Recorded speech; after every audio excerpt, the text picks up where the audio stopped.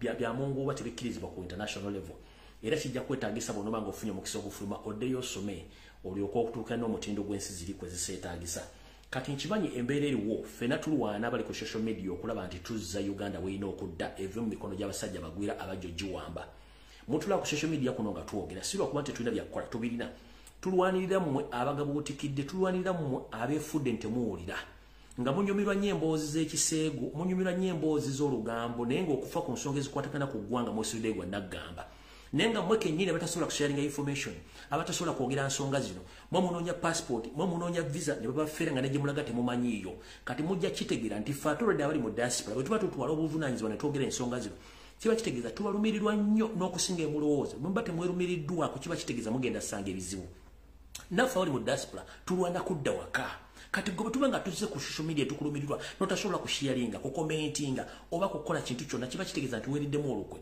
ffe aboogera tuli mu diaspora already mwe gye mwagala okujja naye tuwogera nnyo tudde waka kuba tumanyi nti waka wali eggezi eno mu nsi ze tulimu eriyo ebizibu bingi nnyo bye mujja okulaba nga mumaze otutuuka bye mula mutuuseeyo naye lwokuba nti njagadde bba wakalowoozo kankayiseewo mu bufunze bulimu akategeere embeera nga bweri nti mbi nnyo mu Uganda nti asomye n'atasomye kati bali mu kkoweri erimu eryokunoonya emirimu ate weefundako n'asomye atasomye ayinza okufuna omulimu okusinga oyo yasoma kubanga abantu abasoma ebiseera ebisinga babeeralikira nnyo okuba nti baagala ssente nnyingi okusinga oyo ate atasomye ajja kwagala ssente nto okuba yafa kufuna mulimu na kyakulya kati muganda impuliriza mu bintu byonna by'okola ng'oyagala kufuluma eggwanga sooka onkolere ekintu kimu oba onoonya visa ya America oba onoonya visa ya Canada oba onoonya visa ya Europe bw'oba ogenda kunoonya visa sooka making sure nti olina omuntu agenda okukulisiivinga oba kye tuyita contact bingiti mukwano gwo bingiti wa Luganda bingiti omuntu yenna nga omusobola omwesiga buli nsi gy'oyagala okugenda okujja ku Middle East naye bw'obanga ogenda mu nsi z'abazungu making sure ng'olina contact egenda okukulisiivinga ku kisaawe w'ogenda okutuukira ekyo bwe kiba kiganye making sure at least bw'ofuna visa making sure nti olina kye tuyita backup money oba pocket money agenda okubeezaawo ewiiki ng'okyakozesa omutwe gwe okuyiya kigenda okuddako one kye tuyita backup money oba pocket money lwakiri ekitono nnyo tambula n'eddola $2,500 ebigenda okutandisa togezanga n'olinnya ennyonyi okujja mu Bulaya nga tolina gw'omanyi nga tolina muwadde omuno g'ekikumi kubanga kigenda kuleetera ebizibu okomekkereze ng'oli ku street kati nkiddamu era nkikomekkereza omuntu yenna ng'ogenda mu America making sure nti olinayo contact olina omuntu w'ogenda okulisivinga okutuukira omuntu yenna ng'ogenda e Canada making sure nti olina contact olina omuntu w'ogenda okutuukira mu Europe Bungereza wawona kasitoma ng'ogenda oteeka okuba ng'olina omuntu agenda okukulisivinga bwe kiba si kyekyo oteekeddwa okuba ng'ekitone ennyo olinawo $2,500 mu nsawo ezigenda okuyamba okubuukinga hoteli wogenda osula n'okuyamba okulya n'okutambula ezinnaku nga bw'oyeeya kubanga omuntu omulamu tabala wa watandikira naye tekageza ne kakutanda n'ova e Uganda nga tolina kontakiti ya muntu yena agenda kulisiivinga ne weesitula n'ogula air ticket n'olinnya ennyonyi ebiseera bisinga oyinza okuba osingibwa n'oddizibwa e Kampala ku kisaawe nga buli kimu okirina katonda bakuyambye n'oyitamu ne bakukkiriza n'oyingira ojja kukomekkereza ng'oli ku street nga vidiyo zemulaba ezasanye ku social media obuzibu bwazze embeera si ya gavumenti ya Canada yagitaddewo bo bennyini abazze ne visa zaabwe abalowooza nti bw'otuuka e Canada oba otuuse mu ggulu nedda oba totuuse mu ggulu waliwo ebintu by'olina okusaanira kusooka okukola gamba olina okusooka okubanga olina omuntu wagenda okulisiivinga olina wogenda otuukira abaagala asayiramu abasinga obungi bazisayirana ku kisaawe nga tannafuluma abalala at least abeeramu n'akasente akamubeezaawo ennaku ezisooka then n'anoonya wawa agenda okusanga migration agibuli ebizibu byayo nti ayagala asayiramu ne gwe tojja kuva eri n'engalabiyo ogende mu America otuuke ku street otandika okusula mu simanyi osaba asayiramu kubanga tebakuinvitinze gwe kennyini gwe weereese nga gavumenti yaayo emanyi nti waliwo omuntu ajja okujja mu ennaku bwezitaddeyo agende kati baganga ngenda basaba temusalira musango nsi ezo nga wagudde bugwi nga gavumenti yaleete kusuubira nti ogenda kugwa mutambulemu n'ensimbi oba beera n'omuntu agenda okulisiivinga oba ogenda okutuukira temukola nsobi kubanga zino ensi nga muziraba ku TV si bwe ziri in reality waliyo ekintu kirala ekisookera ddaka nkibalabule eno mu bazungu oyinza n'okumala emyaka 7 nga tomanyi neyibawo eno tebabuuza gwe kennyini gw'olina okwefaako ng'omuntu nkugambye osobola n'okumala emyaka 10 nga tomanyi neeyibawo ng'abantu bomanyiko bantu bokola nabo ku mulimu ne bolinya nabo baasi abasigale tebeetaaga kumanya eno okubuuza si musango obutamanya neeyibawo it's not a crime buli muntu zino ensi zaavaako n'abantu baako baavaako so kati bwobanga olinnye ennyonyi koza kamanye ng'akoza liwebbwa nti either ngendamu ne ssente eza backup singa kigaana onzirako ki oba olina omuntu agenda okukulisiza nga oba tolina wummuza engalabiyo togula tiketi genda kulinnya nga tolina wootandikira ojja kukomekereza ku street sinakindi bajja kukwata bakuzze ku nnyonyi etokota kekabadde akalowoozo ka leero kati ntandise kati kalugende mu video entufu eyatuleese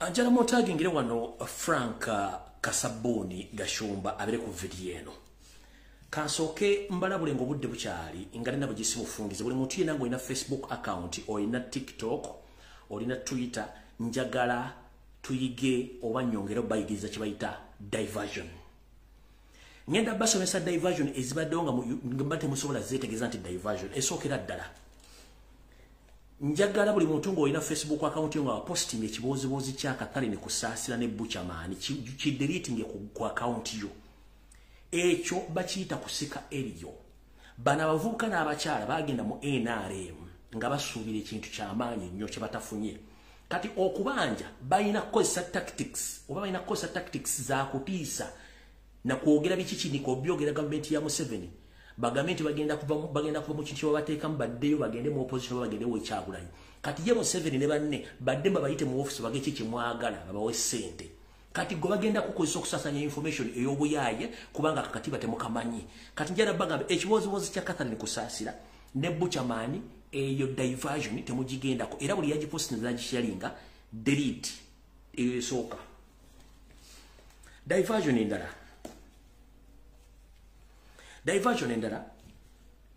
bwobanga olina Facebook account olina Twitter olina TikTok ngenda kukusaba toddamu kupostinga kusharinga kyonna kintu kiyitibwa kya Male Mabirizi versus Muhoozi Male Mabirizi versus Pastor Male eya DNA. Don't waste your time. DNA ya Male Pastor Male ne Pastor Male ne muganda we Male Mabirizi. It's a family issue. Lwaki bagirese nebera so topic nebera so promoted on social media.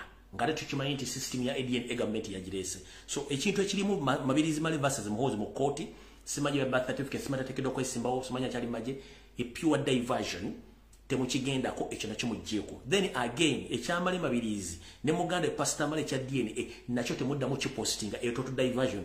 Let them go and settle their issues under their family umbrella, not ku social media kubanga tukoiba tobuzaabuza.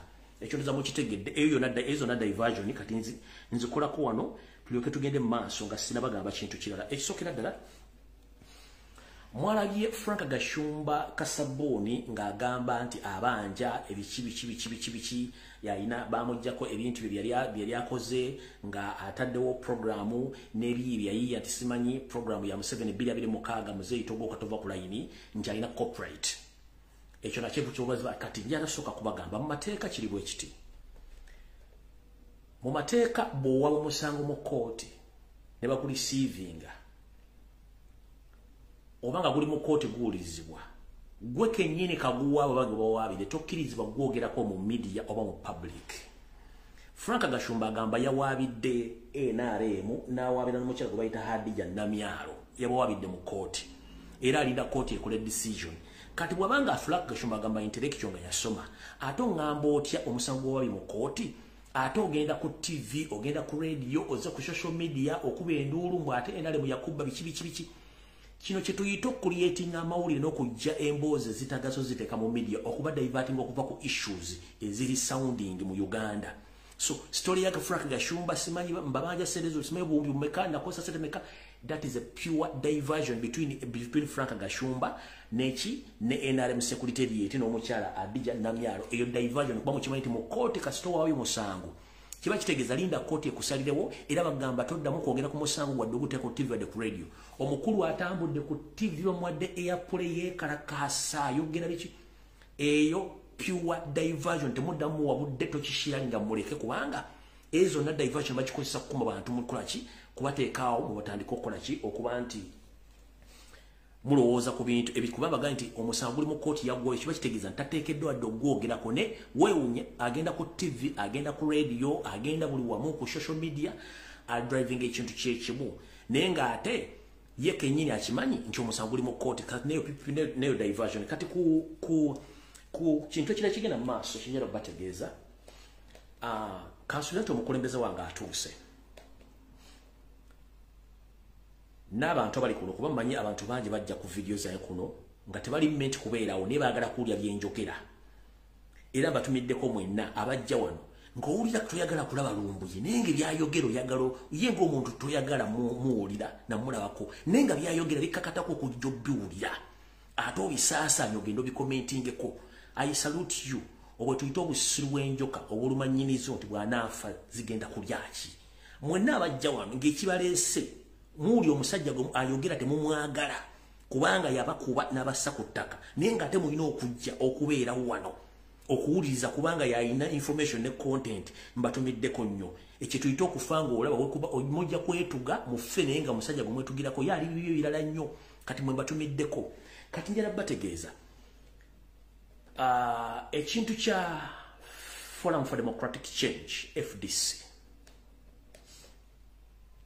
kunze si mawulire njagamba ekigambo kimu kunze si mawulire and nayo total diversion nkiddamu kunze si mawulire kubanga nayo total diversion lwaki diversion since President Robert Kyagulanyi Ssentamu yajja okwesimbawo najja nga nzenze kamuntu gwe bayita alina amawulire nga ndi versatile nga sirina ludda ngenda kukuba nkubuulire nga ntaasa Robert Kyagulanyi Ssentamu ekyo nzize nkikola era natukako n'okubako FDC nenkuba Salamu Musumba nenkuba Mulyati nenkuba oyo musajja nenkuba oyo Nandala Mafaabi nenkuba Mugati gwa Bata nenkubiramu ne Besigye nenta FDC nenjikuba kubanga nze manyi nfuna information from different sources nembagambe exactly FDC kikyeri ne kibagiteereddewo abantu ne bajja oyo akola divide and rule akola propaganda blackmail biki akuba forces of change kyekigambo ekituufu era akuba sources of akuba forces of change biki nenga okay no problem ebyange mbyogera kate ng'omusiza kulesiya netingenda kulirako bantu bange ate bwe mbyogera mbireka wano oluvannyuma ne bivaayo kyova olaba sinsi omuzannyo bwe gwatandise sina postinga ku kigambo kyonna kikwatagana ku FDC kubanga nabyogera dda gano mulimu mawolu leftovers. Now what you are seeing is called leftovers. Now first hand information at the beginning nembabulira each and everything which is taking place in FDC and who was funding FDC. Nemugamba Lumbuye akuba forces of change smile propaganda blackmail okay no problem kan we mukuru ekyo kiche kivuddeyo kati nako ziri 3 kiche kivuddeyo mwanumbanga ne mumvuma ne mugamba propaganda simanyi tayagala change simanyi akola kinembagamba no wait. Everything has a right time buli kintu kijja kuvaayo kati kivuddeyo mungamba ki nabibagamba dda nembibagamba buli kimu kyonna kiki ekivuddeyo kati njala baga ekigambo kyomu kukivuddeyo kyonna please eyo total diversion mugiveemu era nsaba babloga ba national unity platform mwenna ba foot soldiers ba MOP baani temwetantala kushialinga kibozibozi kya FDC eyo diversion ensonga eri bweti omuntu yenna ng'omanyi nti muzanye ebyobufuzi ebitali bamazima benkanya olina okubeera very careful nnyo era nga bwe tukola ebintu byaffe naye njala sooka kusaba president omulonde Robert Kyagulanyi Ssentamu nti nkusaba tuula wootudde mu katebe k'okwata ebiberenge n'ekikopo kye ekyakaawa otunuulire ekintu ekiri mu FDC essaawa zino nti bw'oba osonze bw'oti ng'okisonze mbw'oti situla luno olugalo luno olwetunuzemu kino ekigali kisajjo kyetunuze mbw'oti nti kati kigenda mu maaso mu FDC kyekino kati wane luno olugalo lukola oluzza wano olwetunuzeemu president kuga nti kyolaba mu FDC very soon kijja mu National Unity Platform. Naye ngenda kusaba otwala obudde you analyze ochinge otandika okuwandika dots to dots. Then kino kinagenda okujja nti kikuyuya ng'already oyina solution oyina backup. Nchida Mr. President. Nkugambye nti FDC saga right now pure diversion kubanga nabyogerako dda emyaka 2 nga nzija mbagamba ebintu bino. Nenga munvuma nensirika. Ne kati nze advantage gye nkirabye mugabo baga nti nze ekintu ekibi nkiramu omukisa. Nsaba President wange Honorable Kyagulanyi Ssentamu. Ebigenda maaso mu kweyuza n'ebituli bira mu FDC.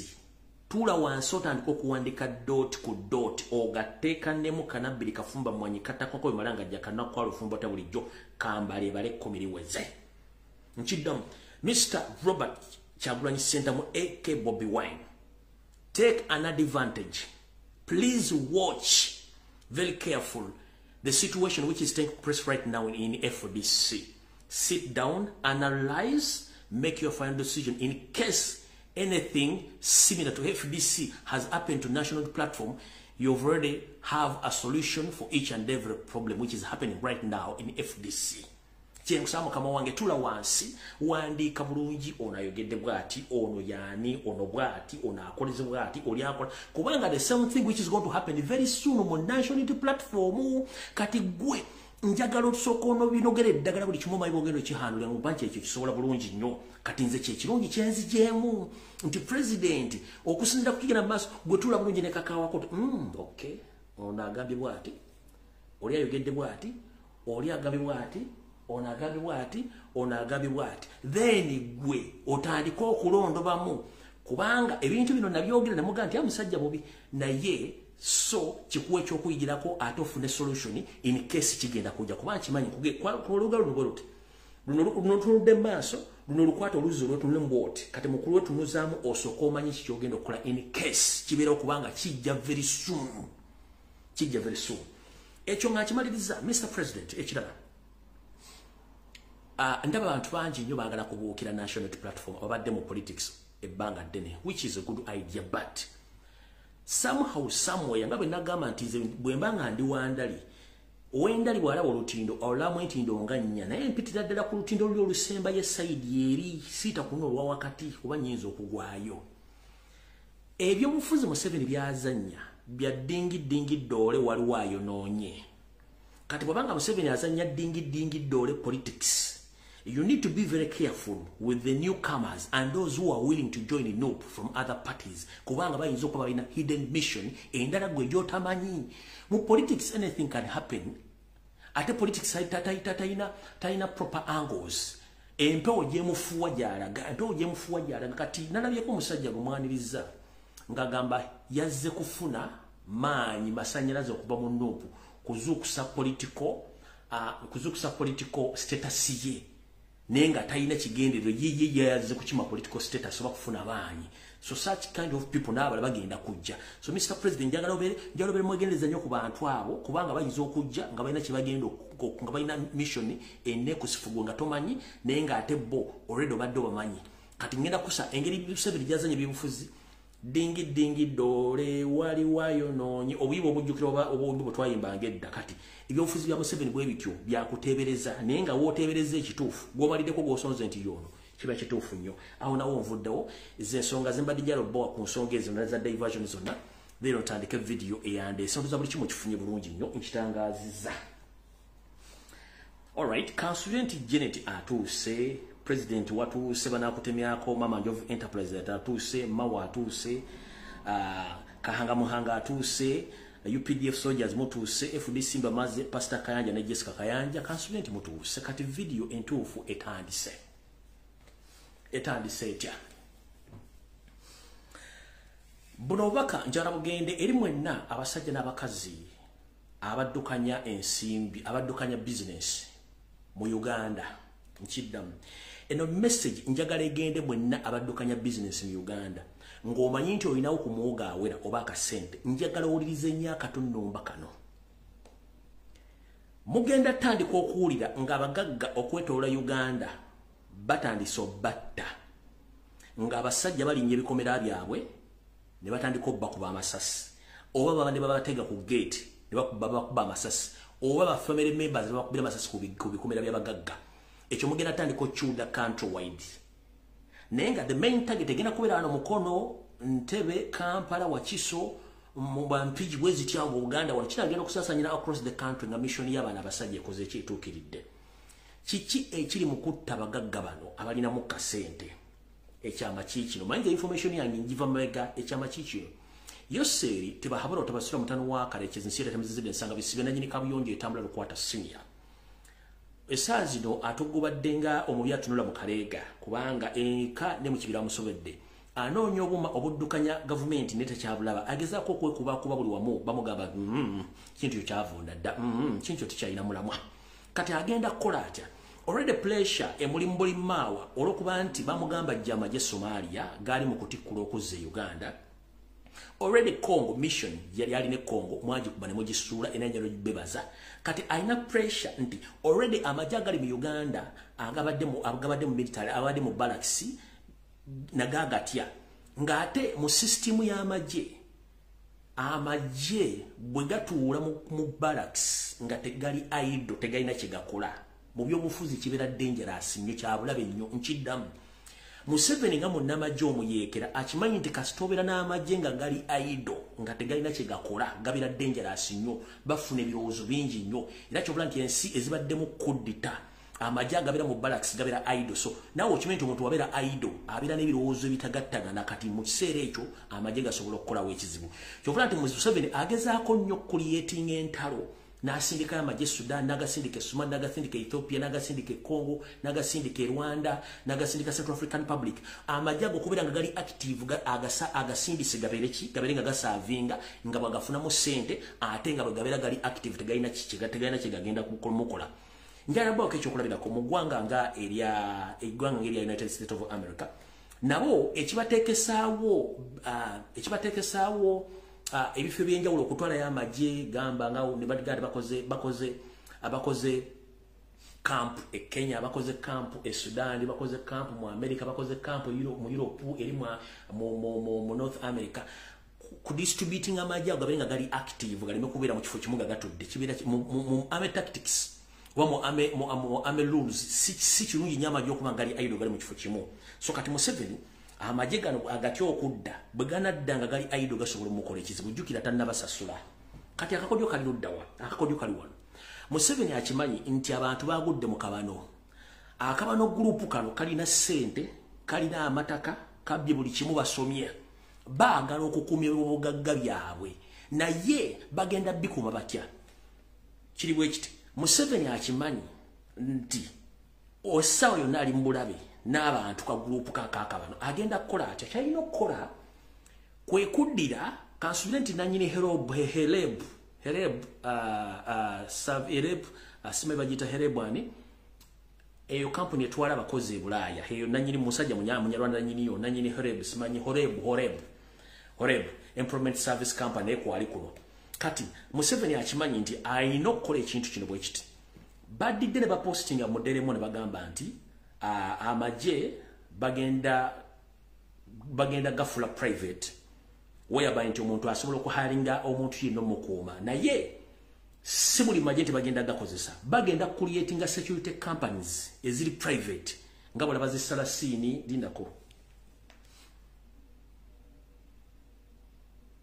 njala bo bintu bino nga mulaba information entufu gitubawa sitwagala mugenti ate omusajja atuwadde information etaliko bagenda creating security companies mubagenda okuyita okuba nti badeploying abasirikale abo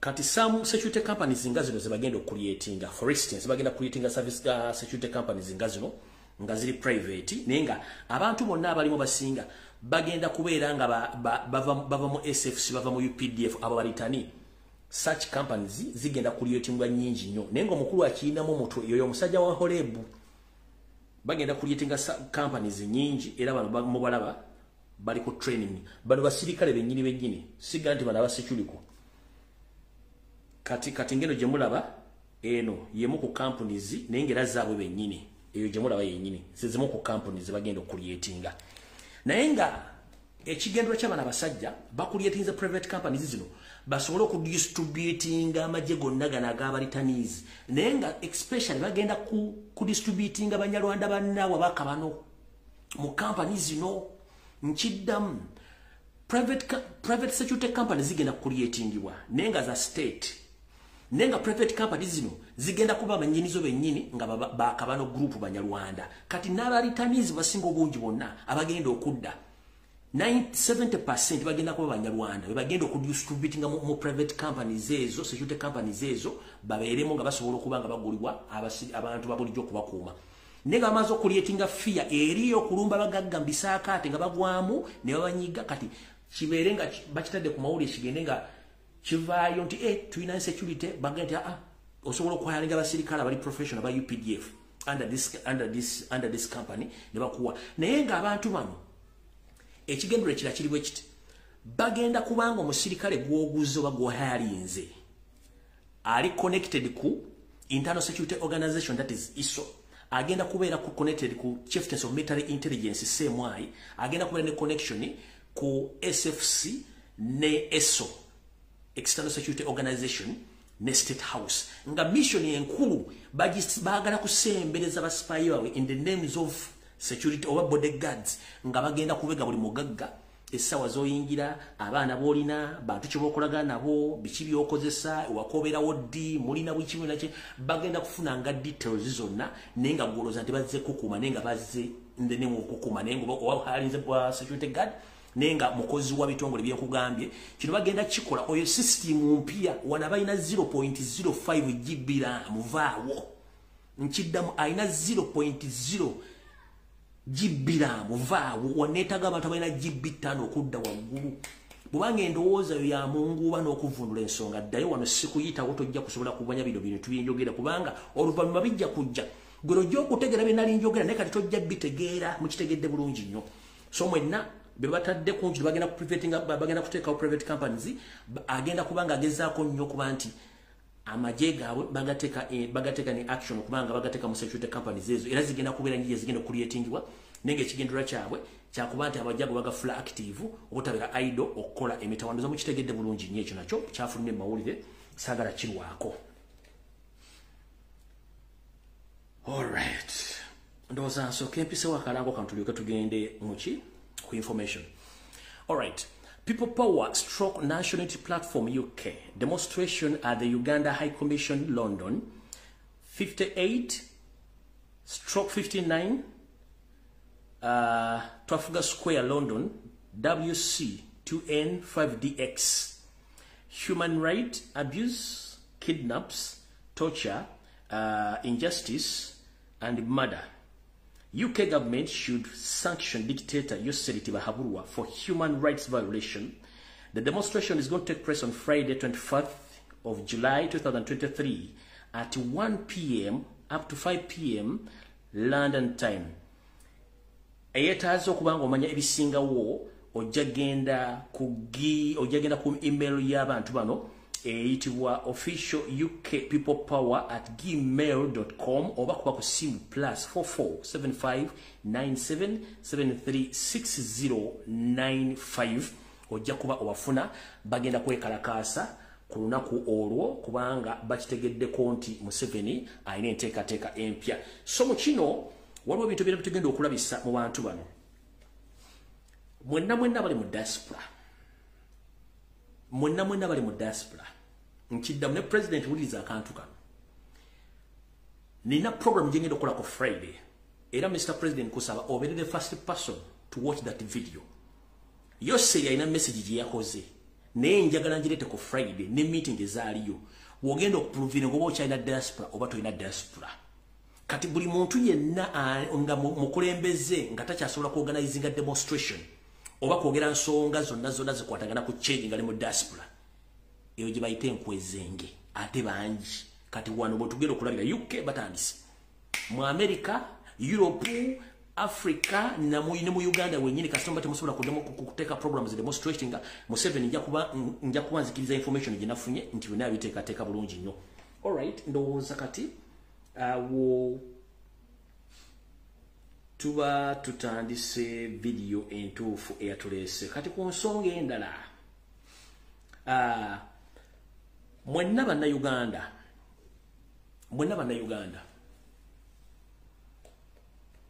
mukyabuzibwabuzibwa n'akantu kana akaakabano k'Abanyarwanda naye tuli mu occupation yakutwala amataka gammwe njala kwebazanya abantu b'omu Northern Uganda abakoze ekisoboka okugoba Abanyarwanda bonna abadde beetaze ku ttaka lyabwe nti ettaka omukazi yaligula nenga ate taligulangako omukazi abadde muyaaye kino kye kyabaddeyo abasajja n'abakazi nga bagoba Abanyarwanda abadde baseza ku ttaka lyabwe kino kye kyabaddeyo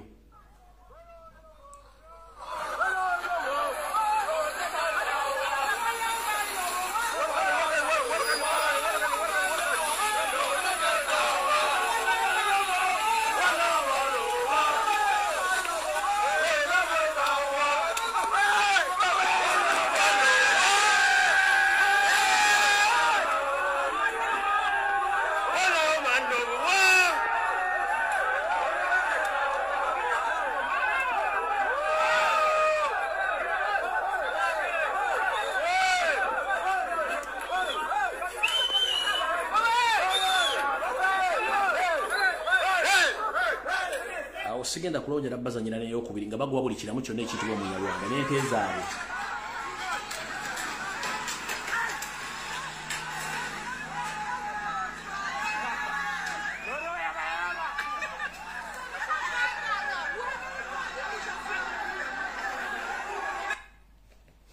nekati gwe bakugubye ku ttaka otandise kaaba wowe Bikira Maria nyamba bangobye ku ttaka obwana bwe bunasulawa lololololo ologotana nga gwe balogera mu kyogero kati njala kugamba amaanyi gali mu bantu bana abalugu atebazalibwa ku planet ndabaze bali mu Uganda naye mu obunafu mulina n'akatengo oli najja n'asenda ennyumba yo ng'oyina ekiso mu nnyumba oyina ejjambi oyina omuggo lwakiri nkulumako okutu nemmanya nti bw'atwala ennyumba yange nakulumako okutu gavumenti bw'eneekyuka nja kuzza ennyumba yange ne buloddawo bannanga ate nkoze ntya ennyumba bagitutte ennyumba y'abaana bange wololo kiki lwaki temunyiigako ne mwerwana kani agenda obbalwanirira bano bagobye Abanyarwanda n'ente zaabwe babagobye ku ttaka naye mwe muli abo mwagala buli muntu atandika obbalwanira nga temusobola kwerwana so ekyabadde mu Northern Uganda tukyali mu kigula ky'amawulire tugende mu maaso ekirala please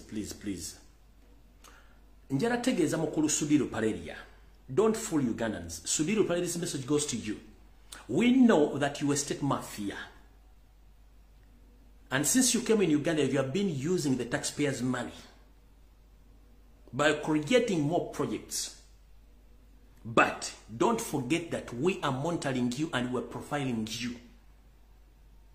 You are among the people who have used the state money and you've destroyed the nature of Uganda by pouring tons and tons of rocks and maram into Lake Victoria in the name that you are renovating Munyonyo Speak Resort, and that property belongs to Museveni, we know.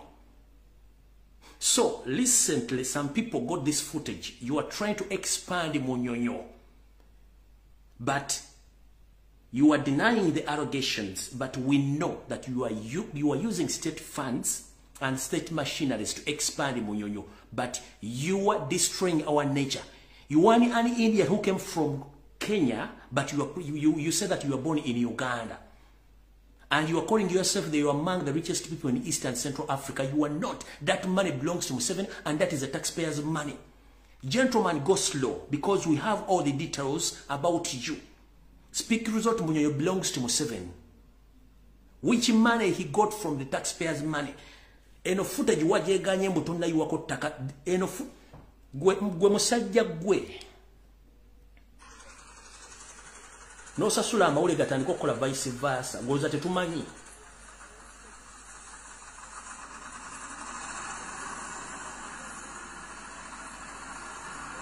Omuddo gwa kiragala gukoma, obadde okoma.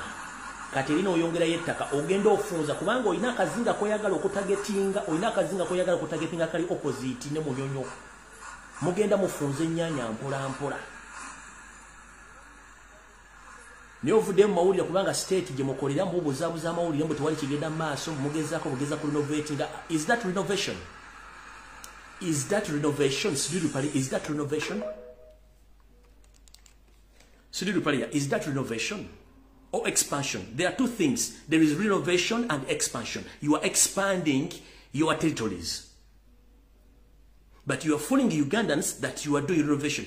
We know the difference between renovation and expanding. You are expanding your territory, Museveni's territory, using taxpayers' money. NEMA is quiet and government officials are quiet because you bribe them, because you have a lot of money from the taxpayers' money. But we are warning you and we are providing you. Any time, anywhere, we shall get you. Sudiru Paleria. And that land, which situated in Munyonyo, belongs to the Kingdom of Uganda. Hope you know that. But time is going to come. You will answer all the questions. You are doing this in Munyonyo, the same time you are doing the same thing in Entebbe. We know. But be very careful. Gwe nkumaliriza Sudiru Paleria, njera kana bakusana bakutegeeza. Ato inane company ezitwala abaana mu Busibe mu Saudi Arabia.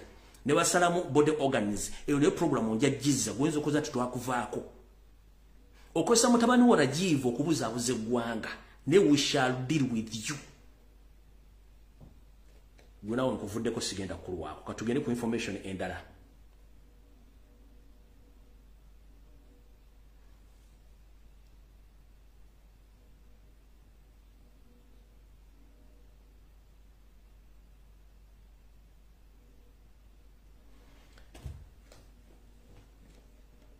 Kansulenti mwenda mutuuse bulungi nnyo kati. Ebbanga lyonna nabagambye nti nze ndi versatile, nkoze bintu bingi nga abantu abamu tebabitegeera. Which seetaaga bbaka akakutegeera bintu byange okutuusa nga bitandise okwapeninga. For the good 5 years mbadde nnwana ne Wasanya Charles Peter Mayiga Kalooli ku nsonga ezikwatagana n'Obwakabaka n'embaga omusajja is originally from Rwanda. Ezimu ku qualities kw'omanyira omunjala kye bayita resistance. N'okuba talina nsonyi. The moment omuntu nga talina nsonyi, oyo tobuuza ava ludda wa oyo wakabano. Charles Peter Mayiga bamusimba mu Buganda nga mbega kujja ku destroyinga Buganda. Ne bw'omugamba ekintu making sure nti afuna ba followers bagenda mu believing n'okumudefendinga nga spending millions. Kati nsuubira nti mwenna abantu abali mu diaspora, bali mu America, bali mu Bungereza, bwe bakolera conference ne mulya sente ne babawasi ne mugula emmotoka ne mukola ki, ndoza mukitegere nti sente mwali kuza state, which is okay. Naye njala bategeeza, njagala kuyimirira bwomu n'abantu abangoberera ne bannayuganda bategeera, mujja kutegeera ng'obudde bugenze. Mumukire bunyologa batalidda Buganda. Mu America ne mugenda mukola conference mulya sente za Museveni, sente za state. Nga muli ku mirimu gya Museveni gye mukola muganda ate muwagira nkyukakyuka nga temanyi omusajja wa Museveni. Kati wiiki ewedde najje ne mbagamba program zagenda okukola. Ne mulowooza nsaaga program yazogedde nga bwe ziri. Kati gwe wenkyukakyuka blog abadde afuma Lumbuye, Lumbuye ayonoona Buganda, Lumbuye avuma Buganda, Lumbuye avuma Mayiga, simanyi omusajja ate muganda wange. Nabagambye omusajja program zagenda okukola z'amafuta nga promoting ekintu ekyo. Kiki ekyavuddeyo? Bwe yazi yagambye atya? Yagambye envumirira n'okuvumirira kwonna abo abalemesa okusima amafuta nga balemesa programu za gavumenti ya Museveni. Ani yagenda ne yeekalakaasa okuyimiriza pipeline bannayuganda bali mu diaspora? Ani yavaayo n'ayimiriza okusima amafuta ago? Si president wa Robert Kyagulanyi Ssentamu? Era EU neyimiriza okufandinga pipeline eyo. Ne court neyimiriza buli kimu. Si president wa Robert Kyagulanyi Ssentamu. Kati bw'owakanya information gyenkuwa oba owakanya ani era oba okolera ani? Kati ndoza mwakitegedde. Omusajja tali mmwe era talikola kintu kyonna ku lwammwe. Oli mukozi wa Museveni. Reason being one. Bannayuganda mu Buganda okuli abasoga, abanyolo, abasaamya, abakonjo, abakibonna bagobeddwa ku ttaka n'Abaganda mu Buganda. Tagendangako kuyimirira mu kifo kyonna ku konsolinga oba kubuuza lwaki bagoba abantu abo ku ttaka. Bamenye embuga za Buganda zonna kati zisigadde kondo za 10%, 90% zonna bazimenye. Mayiga tagendanga ku mbuga yadde dengi okubuuza baani abamenya baani abamalesanya ebintu bya Buganda tewokigetagendangayo naye yesitudde n'agenda Bunyoro n'akulya eddetiza kikinadde mugambye nti agenda kikola neyeyiwa amanda mu mbugo kati baganda bange basenga bakojja bali mu America abali yasereza Museveni nga temete musajja akulya Museveni mba mu manja ki mu kyamanja yekubye omupiira kati mwe babloga ba national platform bali bavumanga Lumbuye wagwan people wagwan bloggers aba national platform who stopped the oil pipeline. It was President-elect Robert Kyagulanyi Ssentamu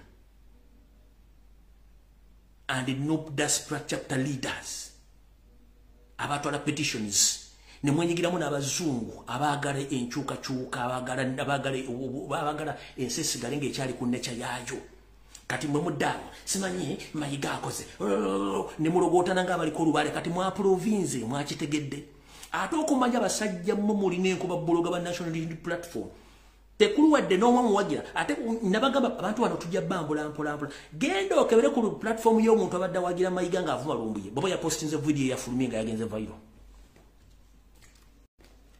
genda ku buli platform y'omuntu agati blogger national platform eyapostinze video eyo nga Mayiga akuba Robert Kyagulanyi Ssentamu direct genda ku platform zaabe zonna oba kuliko yapostinze video eyo mujja kutegina bana abantu bagenda kweya byampola mpola abakolera Mayiga abakolera Mpuuga n'abakolera Museveni nga batulimu temuzi postinga kati zabalenyo okupostinga nja zonna mugende muzikebere platforms ezite za national platform ezenchuka Mayiga yalumbye Robert Kyagulanyi Ssentamu direct na ye ngabwe namukutte ready handed bonna basinga obungi baganya okupostinga video eyo nenga basiba banvuma simanyi akola divide and rule ayinonye Buganda nabagamba temujja kuntegeera ate temujja kunsobola kubanze buli kyenjogera no nkiwa time nga kigenda kutuukira n'ensirika n'endaaza ebya FDC post ne kubanga nabyogera emyaka ebiri emabega kati kino Mayiga kyeyiye amanda mu mbugo abali mu America abatumiddeko mwenna abali asereza Museveni abali Bungereza ne babloga ba national platform awagira Mpuuga ne Mayiga batumiddeko mwe bale video bali meno postinga nja balabisa nga sikukuteeko nkulabise bulabisa wekka nga sikuteeko nkulabise buno time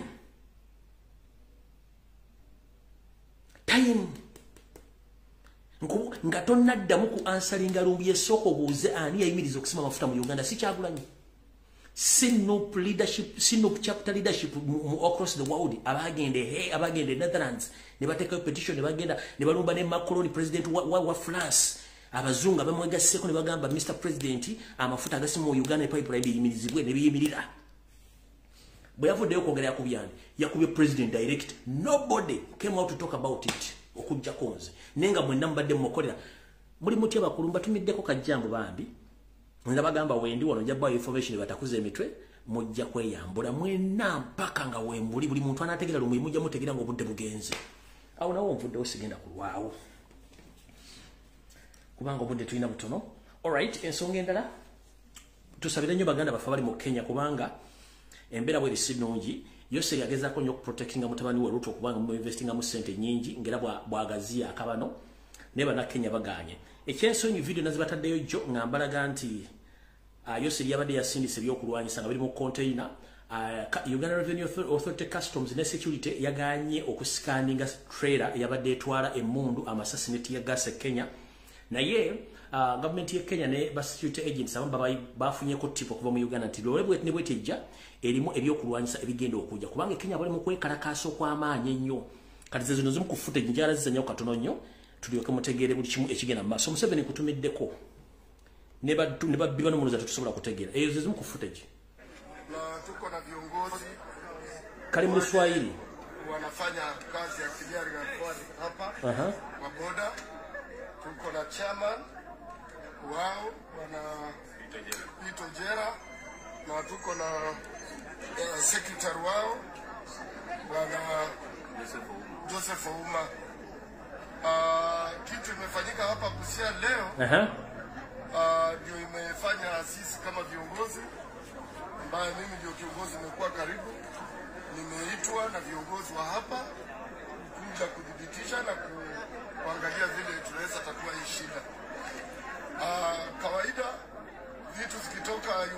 lazima ziwe na makaratasi na lazima zipite kwa process kuanzia Uganda ndio hayo makaratasi kuje Kenya.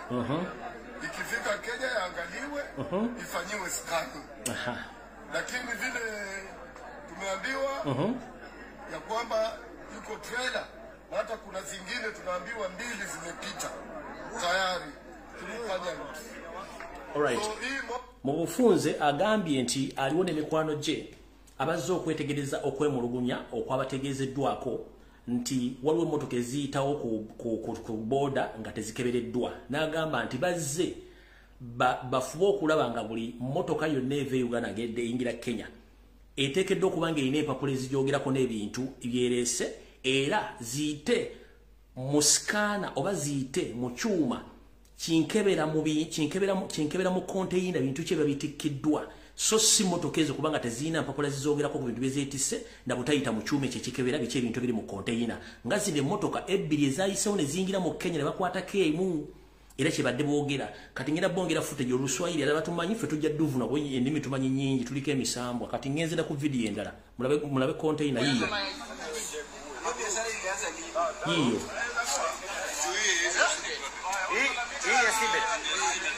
Nemeja wanatumia kampuni kubwa. Ndio sibeli kubwa. Wanatumia pesa kubwa kwa transport. Kizimo cha container ezade zigenda okuyingira nga zirimu emmundu amasasi ya gas. Yezi kubali. Ongiraba yale teyisemo process ya jikebera. Lazima watatu explain. Ndoza mutegedde bulungi.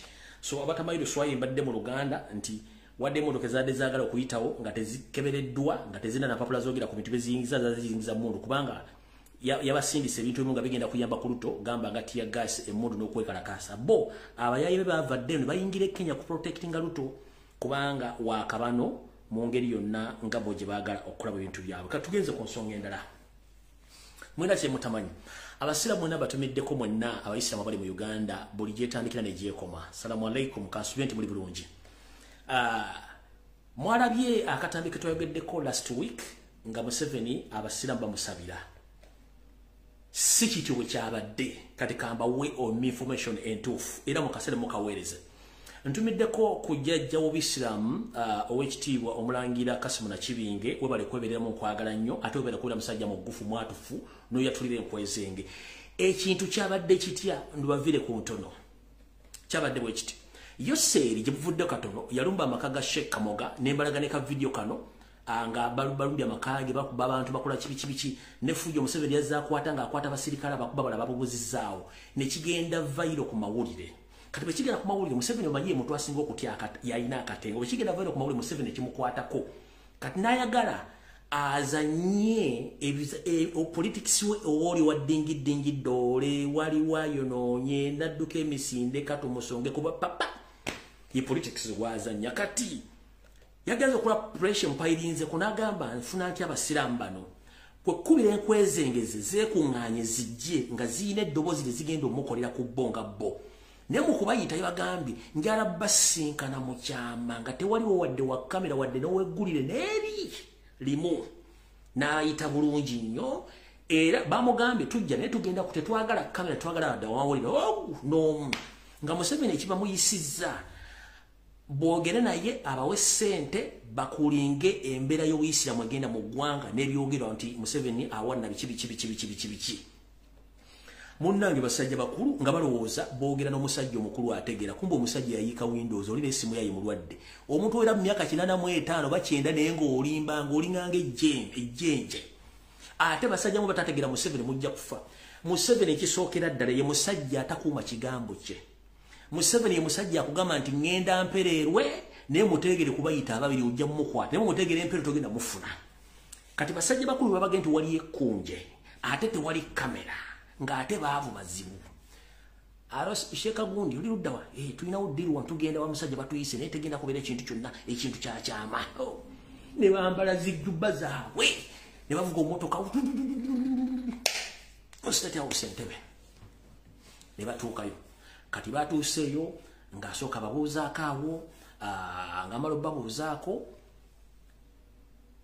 nga banyumya emboozi awo kati omala okunyumya emboozi awo nga basuubiza n'essera amala obbabula emboozi awo nti mulina okunkolera kino bwe kiti embeera tugiraba naye naffe tusuuseko ne tunokukola ABCD biki olw'obusiraamu ebintu ebigenda bukyamu ne mujja tusonyiwa nga mmanyi tebyokwenda bibiri naye si kyekigendera kyaffe nga state oba gavumenti so mujja tusonyiwa kati kyeyakoze ajja n'ekikopo kye naye teyazze na kikopo kye ku kameeza oyo omuyaye kyeyakoze ng'asituka ku ntebe oyadde atudde n'abasajja n'agenda abenga akima ebintu bye akomewo kumbe yabadde yateeseteese ddaki ab'amawulire abasajja babadde bali awo nga Yoseri akomyewo ne mukudda ng'olwedde ab'amawulire kamera baziseetinze dda bwe bbwa mune nga bakwata mu masheeke nga babawandiikira speech babawandiikira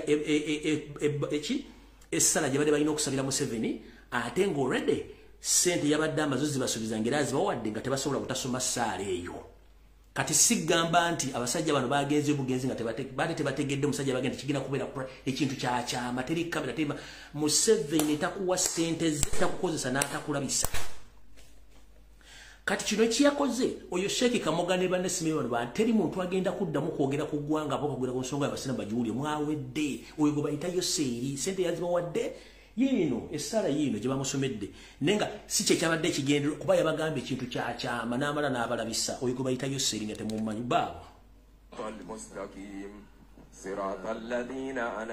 olabo yabatunuulidde tunuulira mwabatunuulira nga bano banzanyisa tebammanyi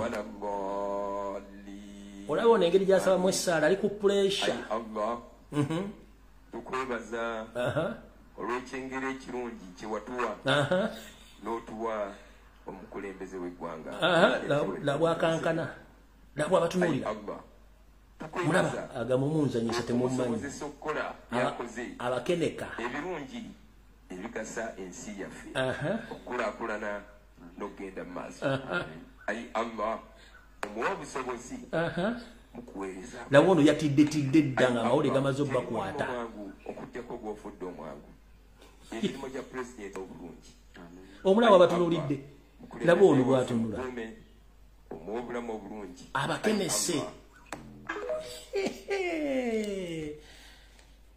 yabateze ab'amawulire nga ne ssente bazifunye ne babawandiikira neki n'essala gye badde balina okusomera Yoseri tebahabulwa naye nga ekintu kyadde kyakyama jjukira yabawe n'emmotoka ne bibuzabuza nga bafuka banaaba kati yabalabisizza bamasheeke mbatumiddeko nkimanyi kyonna kye mwakoze nabbi takyetaagako nabbi Muhammad takyetaagako n'obuyisiramu tebukyetaagako naye gwe bayita Yoseri temuyisobola kuddamu okuyimira mu muzikiti oba okusazisa ewantu wonna mwogera ku nsonga ekwatagana n'eggwanga n'obusiraamu mwafudde mwawedde temugati ekibeeradde kyakyama kadde awo nvuddewo saagala kulwawo mutegedde bulungi nnyo Yoseri taggwayo alright ndowooza kino ekya private companies nkibagambye bulungi nnyo kiwedde ate ntandisa information entuufu tutandiseko tuti njira soka tegeeza eggwanga waliwo era buno bakanjala bugende mwenna aba forces of change naddala abanoonya targets waliwo akabinja kano mubadde temukamanyi ke kabinja ka controlling eggwanga era nti singa wabeerawo ekintu kyonna ekikyuse nga waliwo abayingidde okutwala obuyinza abantu bano balina okusooka okuba nti basirisibwa kuliko Diana Atwine kuliko Frank Tumwebaze kuliko Odek Lwabogo kuliko Karugire akakabinja ne Janet kwali bulungi nnyo ke kabinja ako kati mubadde mukimanyi nti Diana Atwine sister wa Frank Tumwebaze bonna Banyarwanda bava mu kampu abajja bava mu refugee nkiddamu does the public know that Frank Tumwebaze and Diana Atwine both are sisters, both are relatives?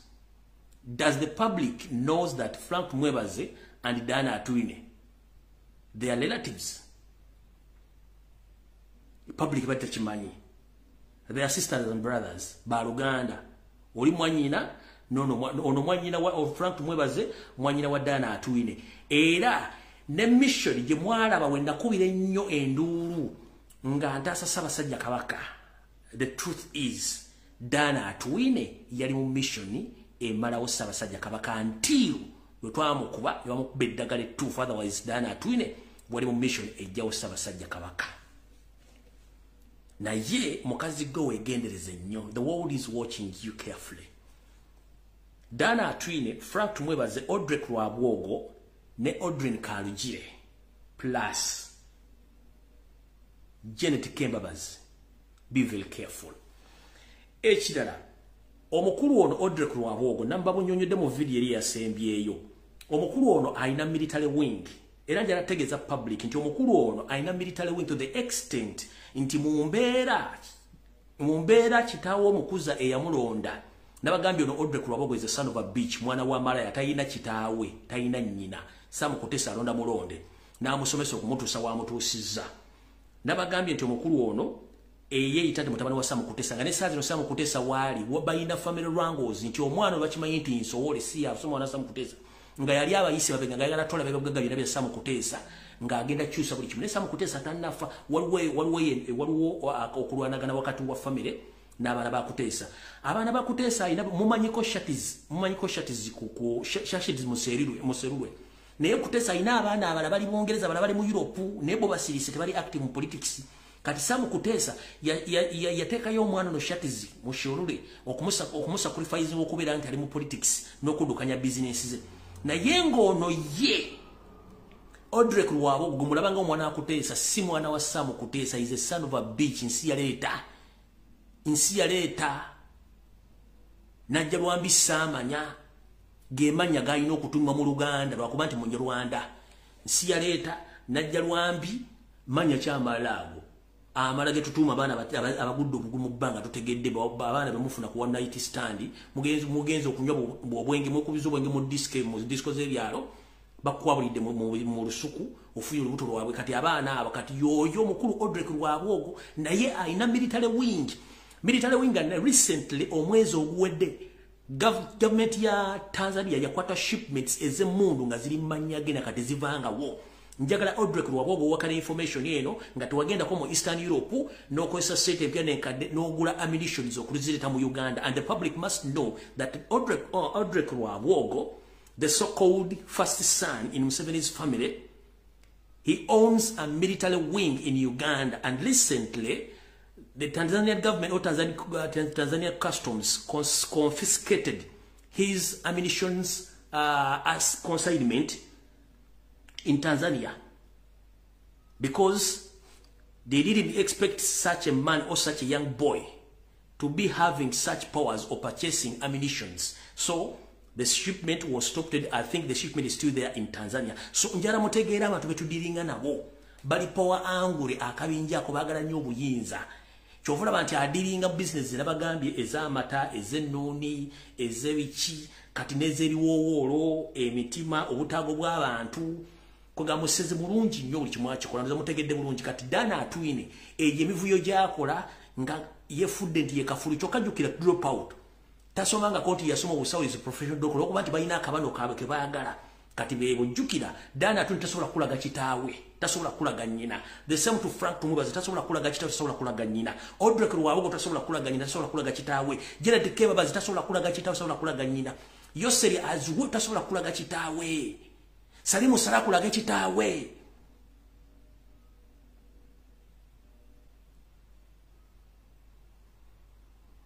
Abantu abatufuga mu ggwanga tebayina background, tebayina history. Kabinja kaba mafia kababbi. Kati njagala mbasooka mbabuleka tactic kano kambadde mumanyi mwe kamutegere bulungi nnyo. 1. Museveni si mukulembeze. Museveni is not a leader. Museveni is a pirate and he is a mafia.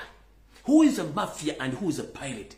Pirate bebabbi ababbira ku nnyanja nga babba amaato amanene nga babbako ebintu.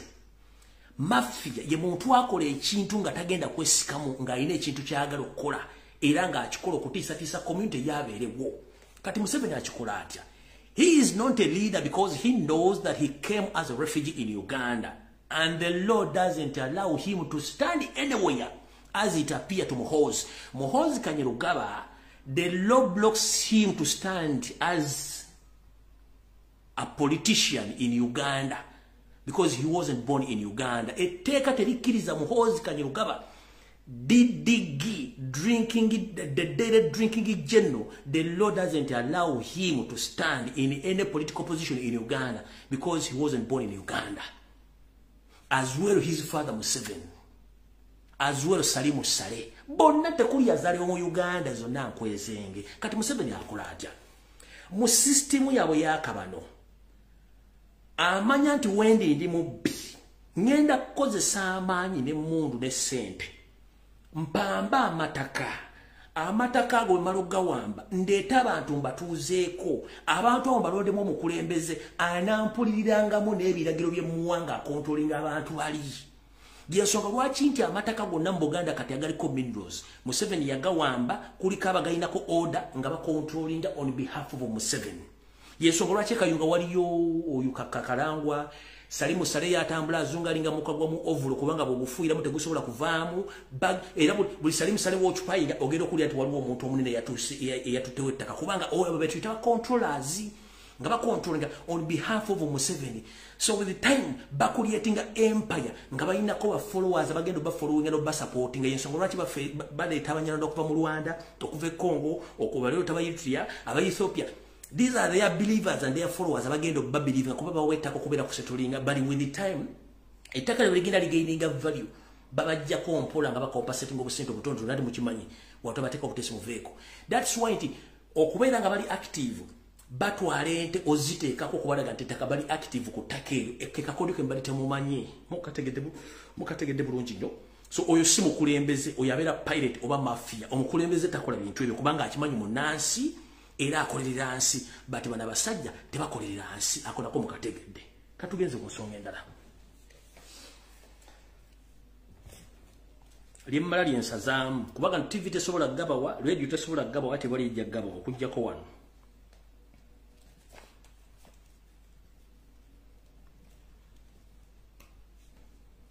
Mukajomero kekamu waliwo abantu abali ku ttaka abagobibwa eruweero ng'ettaka lino libadde implicatinga jjajjaffe Nadduli. Luli najjira n'enkozesa taamu etaali nnungi. Naye after nafunye proper information about what is taking place in Ruweero and Nakaseka as well. Naye waliwo kye mutalabe mu mawulire era kye mutagenda kulaba kankibagamba olwaleero. Ngenda kusooka kubagamba abantu mwena bakomplaininga ku ttaka Haji Nadduli lyaliko oba lyabagamba nti lya famire ye. Ekituufu kiri nti Haji Nadduli si abawaabira. Abawaabira ye Salimu Sale. Naye kyakola bakozesa system ya divide and rule. Ettaka linayagala ditwala kubanga already inako portion kati akozesa Haji Nadduli ensobi.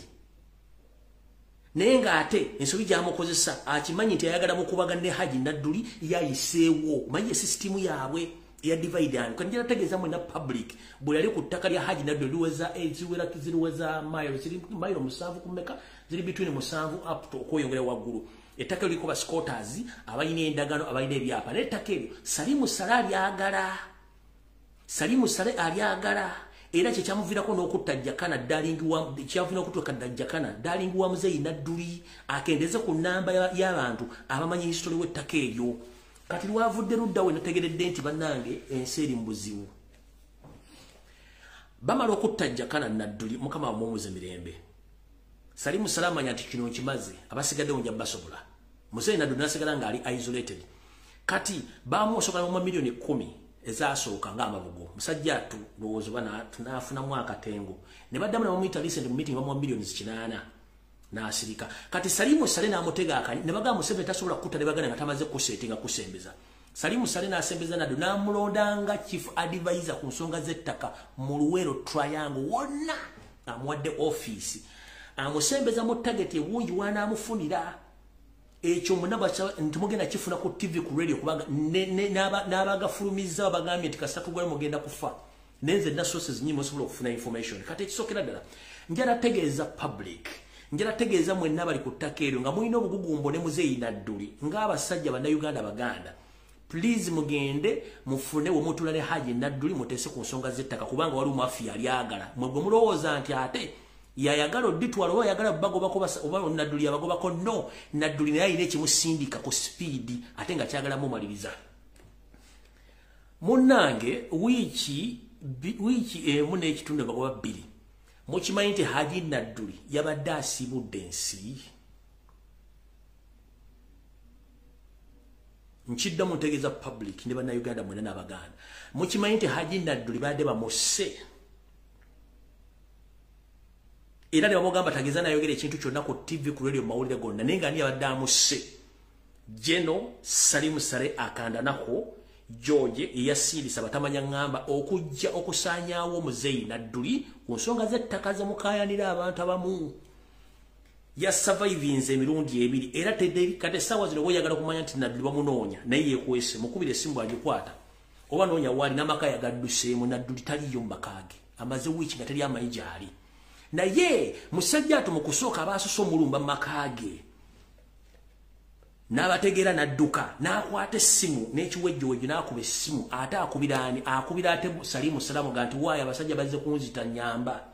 Salimu Sale naye akubira ekibinja ekira kimugende mutaasaani Muzeeyi Nadduli kati nga bano bazze confirming nga ali ludda wa tebamusanze nga bakuuma waka ekyavuddemu ng'alyoka akomawo bwe yakomyewo ndowooza yabadde alina byanoonyaamu oba yadde yesigalizaawo ne bakomawo mu kkomo ne bamuddamu luutu n'addamu n'abennyika mu nsuwa n'adduka kate kyali amanyi ne Muzeeyi Nadduli gyali naye ng'ate ne be yasindise bennyini badde kekamu ku kabinja kade kasusa okujja okwagala omutta ate be yasindise okujja nte bamuprotecting ate Muzeeyi Nadduli.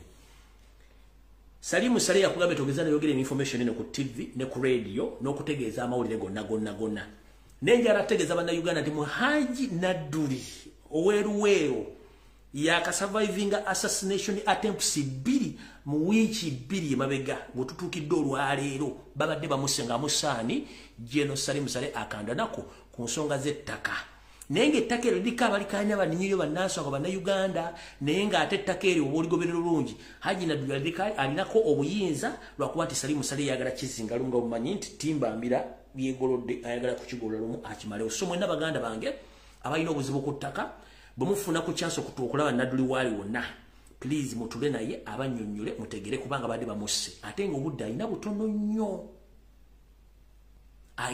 nnyo kubanga bano baagala mujjawo nti alina history ate alina ettaka lyakayanira ndoza mukitegedde bulungi nnyo so Abdu Nadduli mukulu wonna wooli nkusabira naye nja ate kasita mbyogera kati nkusavinze silwakuba nti otuyamba naffe ne nkusavinze so statement ginasooka okukola nagirivisinze olw'okuba nafunye ate information ekwata ku ttaka eryo ng'obadde tutegedde nti yadde akuse yadde Salimu Sale so bwe bakusindikidde bennyini be basooka okwagala okutta balowooza bali mu maka nga bakuumye be baali baagala okutta ekyo nakyo nkimaze kati tugenze ku nsonga endala. Alright. Mukulu President Kansulenti oli bulungi wonna wooli Bobi Wine Robert Kyagulanyi Ssentamu. Kulikayoko mu Busoga region era Kansulenti byonna biwakimwe bifunye bulungi nnyo naye olina ky'otaategedde ng'omaze okuvaayo. Ekisookera ddala. Njala kubazanya abantu be Busoga abaakingiriza omukulembeze waffe ne mumulaga omukwano gwe gutyo naye nga okulaga omukwano guno ate kwavuddemu ebintu bingi. Wotwogerera enkuŋŋaana zituula ez'ebyokwerinda okwetoolola mu Busoga na wa era nga gye ziggweredde eri abafunye ku mbooko n'abagenda okusibwa abamu nakati tebasasobola kukuba ssimu kwogera. Muno mwe muli akabinja akaali kaateekebwawo okusiisa Robert Kyagulanyi Ssentamu keekaluwa wuliriza. Omusajja w'ekisaati eky'amayembe agannambaga Barambalugahale y'omu kubadde bakulidde omulimu gw'okutambuza propaganda blackmail n'okupromotinga MK project okwetoola eggwanga lyonna. N'omukulu Edirisa Musuuza Kenzo naye y'omu ku bo n'ekyamutte South Federation byebyo kyobula tebadde agenda kukola twa okwetoola eggwanga lyonna ng'aseetinga okuyimba okw'obwereere ekyo kyonna kibadde kyakusika bantu bazza ku sayidi eno. One, already the Anita Amonge alina sente at high disposal okuba nti agaba sente okufuna abantu bonna na buli kimu kati already ebaddeyo abantu bavuma Robert Kyagulanyi Ssentamu buli kimu naye ekyo kyaganye bantu kugenda kukingiza Robert Kyagulanyi Ssentamu ekyaleese obuzibu. One, Yoseri Mbagirawo n'akabinja ke bayise Balamu abitebye ssente ze bamuwadde mu Muhoozi project n'aziteeka ebusoga ne gyakoledde yonna zaakoze mulimu kiko kye baalabye. Ye Kenzo Smeri yazzeemu naye ali ku kyokya. Then Anita Amongi naye ebizigo byesiga kati alabika yesiga matafali ge kajjansi. Ono makeup we alimu amatafali ge kajjansi. Kati ajja kujjanga alimu olubumba luno olusirivu lutayidde bulungi nnyo kubanga ebibuuzo bingi nnyo ansaba ina ntono. Kino kyavudde ku ki? Kino kigenda kuvaako okukyusa mu bapoliisi abaduumira mu Busoga region very soon. Kigenda kuvaako okukyusa RDC. Kigenda kuvaako okukyusa kabineti ey'aba ministers. Kigenda okuvaako okukyusa ba army commanders. Reshuffle ejja. Mwezo department zembagambye. Eriyo nabagenda okudemotingibwa olw'ekintu kye mwalabye ejjinja. Mbyogera bwe nti mujja bbira bamawulire. Nzoma si kyalekana nammwe. Mbyogera bwe nti mugenda buulira mawulire. Ensonga ya Kyagulanyi kutegenda jinja Museveni jaspendinze obuwumbi obusukka 50 naye ng'ekyabaddeyo byabadde byanswa ng'omusajja yabayisizaamu eggaali. Then more details and references ngenda zibawa ku Lwokutaano ku ssaawa 2 ez'akawungeezi. More details about that information na biki baateeseza ngenda zibawa ku Lwokutaano nga mmaze okufuna information ne evidence obujulizi bwonna nga mbuleese.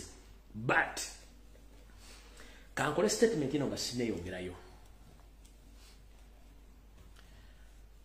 Jeno Kahanga Muhanga, Janet Kembabazi Mama Njovu Enterprises, Muhoozi Kanyirugaba, and Yoseriti Bahabalo Tabasirwa, Sierra Mzeze Nsanga Bisibe, Kareche's son. I'm here to inform the public and the international community that you are planning a deadly mission to assassinate Robert Kyagulanyi Ssentamu. And the leading master planner or architecture is your brother-in-law Kahanga Muhanga. The meeting, which was held on 7th of July at the State House Ntebe, both of you agreed that nothing we can do in Robert Kyagulanyi Ssentamu's existence. We must assassinate him. The rest, we shall take the risk and we shall control the situation because we have power, we have guns, and we have money. I wanted to state this message in English so that the international community get to know the plans that Museveni and his family, they are planning to assassinate Robert Kyagulanyi Ssentamu very soon because they can't do anything when he's still alive. They have nothing because Bobi Wine has already taken over the love and the trust of all Ugandans across the country. Museveni, you've done a lot and you've spent millions and billions of money from stopping Robert Kyagulanyi Ssentamu, to the extent you have appointed social media in-laws,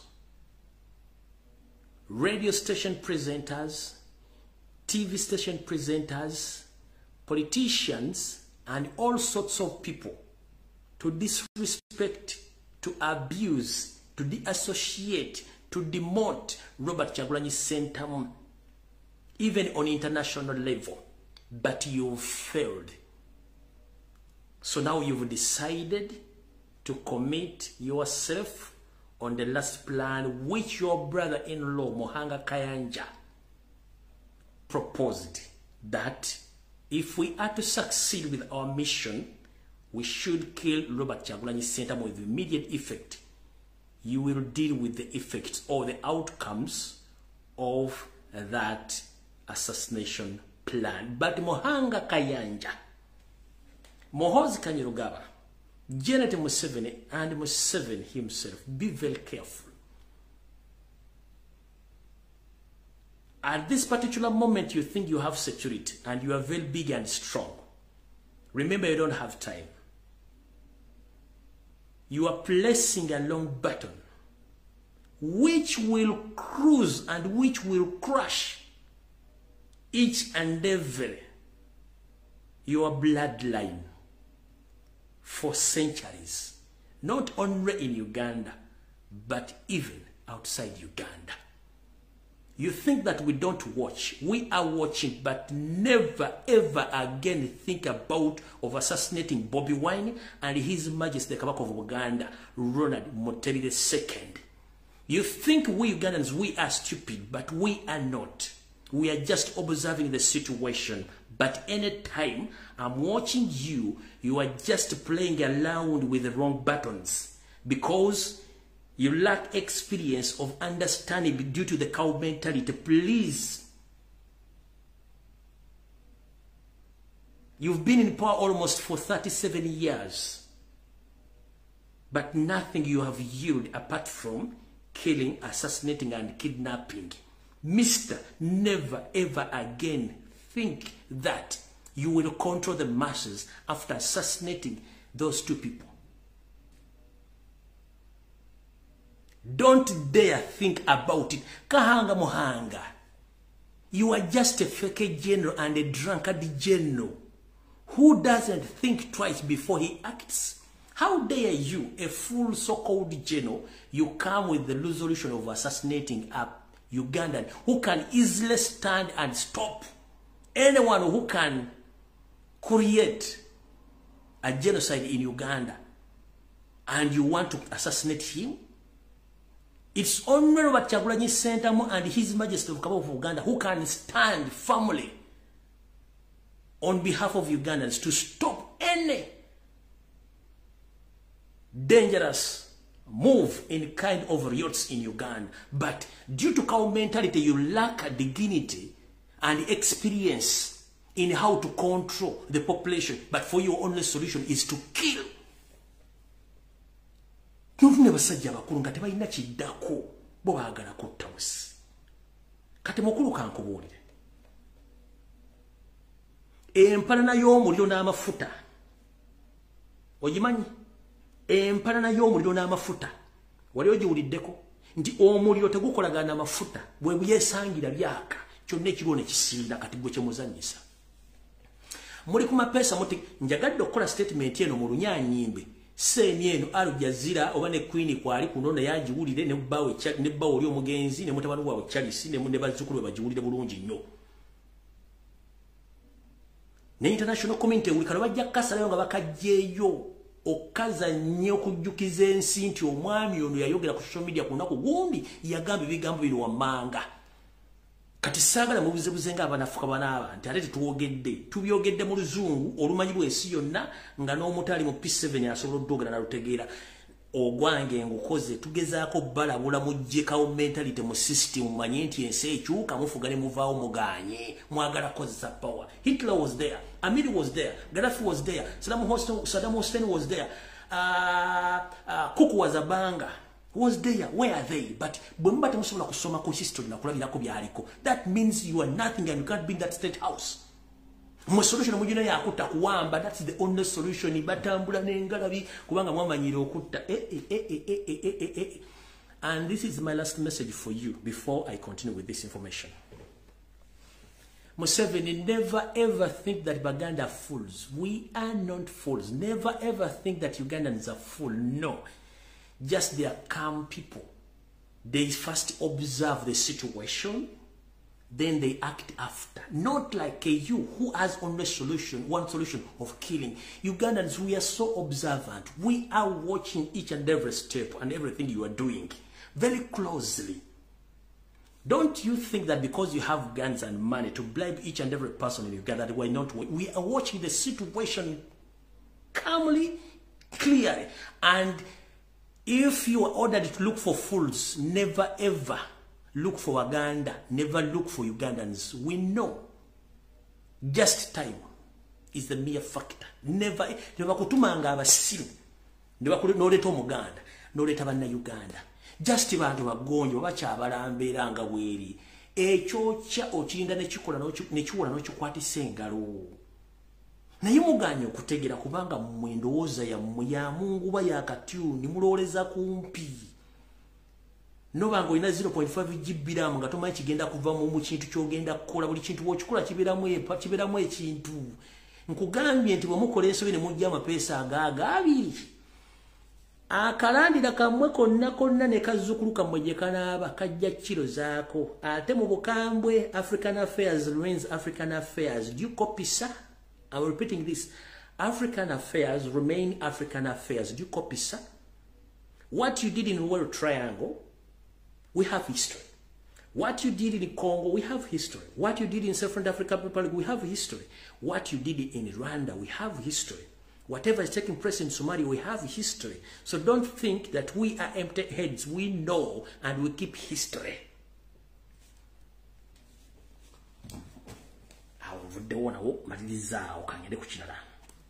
Bane monsonyi okozesa oluzungu kubanga tulina wetwetaaga okuba nti tusindika obubaka buno nga tetwagala nnyo kaluubiza basajja kukozesa byuma byekuvunula lugano wankubadde kugolola Moses Kololi tukola ebintu bino byetwogera bimu tetwagala nnyo kaluubiza bagenda kukyusa Luganda duzza mu luzungu kati ebintu omuntu byogera bidda mu luzungu direct abantu bafuna message bagifuna bulungi nnyo nga tetwagadde kwetoola kati wano wenjagala ogenda ku information era mwena bannayuganda njala mukimanye nti mu Uganda LC wano ziri mu mateeka ne LC2 era ziri mu semateeka n'emirimu gye zikola giri mu mateeka ne mu mateeka bagimayine mu court naye obuweereza bwa LC1 ne LC2 bwakoma tebukyalimu mu mateeka tebukola kati gwe wenna agenda ogula ettaka agenda okutunda ekintu kyo oba agenda okutunda nkubuwagaabuwa sooka olindemu okukola ekintu ekyo kubanga ojja kukola okutunda oba okugula ekintu ng'okozesa LC eriwo kati essaawa zino omuntu ajja kwefulira kugenda nti wanguliza ekintu kino LC yali tekola mu mateeka baakuwangudde mu nsi zirimu amateeka ngakola baakuwangudde kubanga mu constitution LC teziriiwo essaawa zino tezikola kati gwe wenna alowooza nti ogenda kugula ekintu oba ogenda n'ebbaluwa zemufuna kati teziri mu mateeka mukimanyi nti LC tekola essaawa zino teriiwo so mugenderere nga mukola ebintu bino kubanga LC mateeka tezikola kiteziiwo term of office zaggwako dda so buli awaayo n'ogula n'otunda oba bakoledde ebbaluwa singa kinadda mu mateeka amatuufu ebbaluwa ebeera mu 444 awo nawo nvuddewo twagala kudduka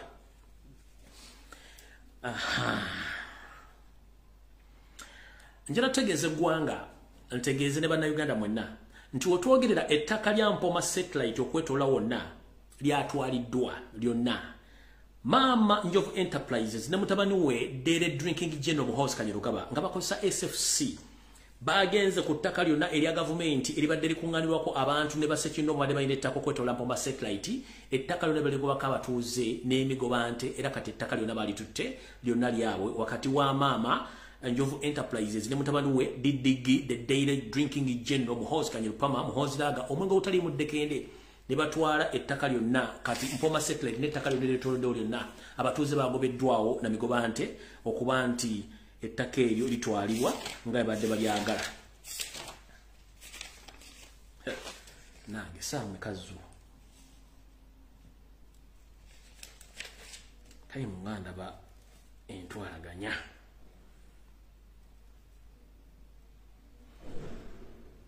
time ya Haji Naduli badde ogolo mutira bade bagala mutange nakozo mwezi 8 mwezi ogw'omusanvu 2023 Haji Naduli bade bagala mutira dates zibadde nalida zitukwese eno ekira kyo mu kitegede kya Haji Naduli abade bagala dates entufu bade bali musengera kuzo mwezi 8 ogw'omusanvu nenga 9 yabade bamulumbiddemu so ekira mu kitegede nakozo mwezi bade bagenda okuttako Haji Naduli katugenze ku nsonga endala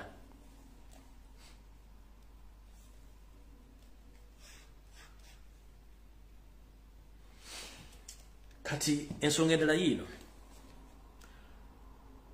mujjukira bulungi nnyo ddiiro eyaliwo wakati wa Pirato n'eggwanga erya Bungereza okuba nti bajja abanoonyi b'obuddamu mu ggwanga liryo baleeta mu ggwanga lya Pirato enteekateeka eno teyali ya Pirato yokka kamba buuse nno enteekateeka bwe gitegedde enteekateeka yaliwo okujja abanoonyiboobubudamu e Bungereza obbaleeta batuule Rwanda babatandika obbakolera ku mpapula either babongereyo basigalawo. Enteekateeka teyali ya Piraato na gundi na gavumenti yabo. Enteekateeka yali bweti. Enteekateeka eyo yalimu abantu bano wammanga. Yalimu Piraato kennyini, mwalimu eyaliko Ssaaba Minisita wa Bungereza naye nga kati ye muwi w'amagezi owa Piraato mumutegedde bulungi. Mwalimu Ssaaba Minisita wa Bungereza eyawummula Boris Johnson. Mwalimu Puti Patel oyo mukyala wa migration. Mwalimu Yoseliti Bahabula Otabasira mutano wa Kalisira Tensana Bisibe. Mwalimu yalinga omukwasaganya w'abantu bano Alan Kasujja omusajja omunywana gonda balabya akola ku BBC naye yalimu. Ekintu kino tekyagwawo bugwi. Kyalimu capital omuteeketeeke wakati bagatta wakati wa Yoseri ne Piraato bakwata ssente ne baziweereza eri baswipinga eddiiru bafuna abantu abo kubanga balina kibabalirako ku nsimbi ezo nga bakibala nti UK egenda bawa ssente azuweero ne UN egenda bawa ssente kati kwekuddira Yoseri ne Piraato ne batandika okwagala okutandika okwerula empenda n'ebibangirizi bano banaatuukira.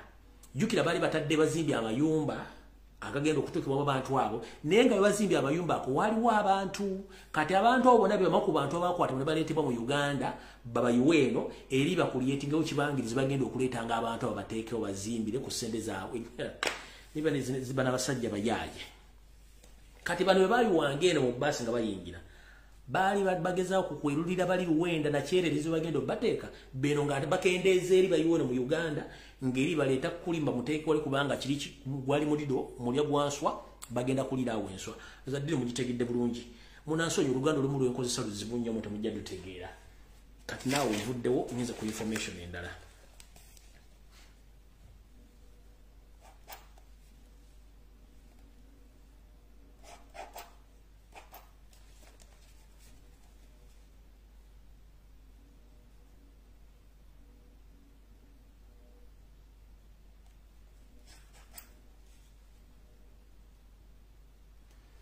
Alright. Monteekateeka na mutaayika.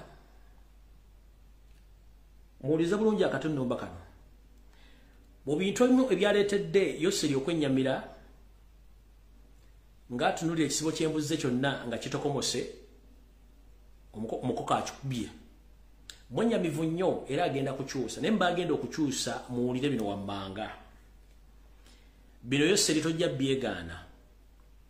Yoseri apulaninga okukyusa abadde omuduumizi w'amagye amusikize omuntu omulala. Temwewuunya nga bakoze lishafu mu magye nga Yoseri akomezzaawo Muzeeyi Sabbiiti ng'omuduumizi wa UPDF. Oba Mugisha aduumira SFC kwa babiri nga gwaleese omu yaba aduumira amagye. Kubanga bali mu kabano group bajja kubasobola okuwa ebiragiro nti ekiri ejjinja oba ekiri ejjinja kyagula gy'abagenzi mubbe muttirewo ng'ekikomandi ekola ekyo kyekigenda okuddirira mujja bira mawulire either bakomeza Muzeeyi Sabbiiti oba Mugisha adumira SFC kwa babiri kubanga bano bava mu kabano group abasubira okuba nti bajja kutwala orders okusinga abantu abalala abatudde ne baleka ekitunga bwe kitambula. Kati mukulu kasobezanga ekyenyi ky'embuzi ekirekera mu maaso ne kikwata ku mavivi. Mukulu General Elweru, how are you doing? Hope you are doing fine. I need to inform the public right now that General Elweru, as we speak right now, is under house arrest. Nchidam.